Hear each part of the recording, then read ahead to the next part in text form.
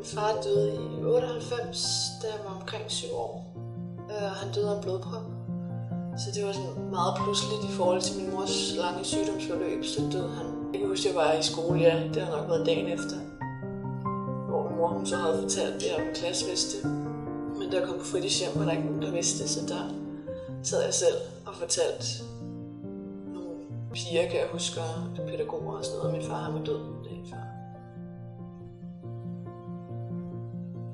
Min mor døde, da jeg var 13 år gammel, den 20. november 2004. Hun havde været syg i noget tid med hendes hjerte, og havde været indlagt nogle gange, og jeg havde også fået en pacemaker, men til sidst var det nødt til at give hende et hjerte. Og om onsdagen tog jeg i skole, og da jeg så kommer hjem, så fortæller min mormor, at det ikke er gået helt som det skulle. Man havde bare den tanke, at jeg vidste ikke begge mine forældre, så hun vågner op igen. Der skal bare lige gå med det. Og det var om onsdagen, og fredag der døde hun. Efter mine forældres død, der er jeg sådan kommet videre ved at snakke om det.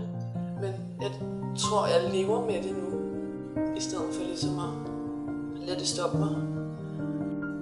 Mor er studenter, hun har jeg, fordi hun blev student på Frederikshavn Gymnasium, hvor jeg også gik og blev student. Så synes jeg bare, at det er en sjov måde, ligesom at hun stadig var der, da jeg blev student, selvom hun egentlig ikke levede på det tidspunkt.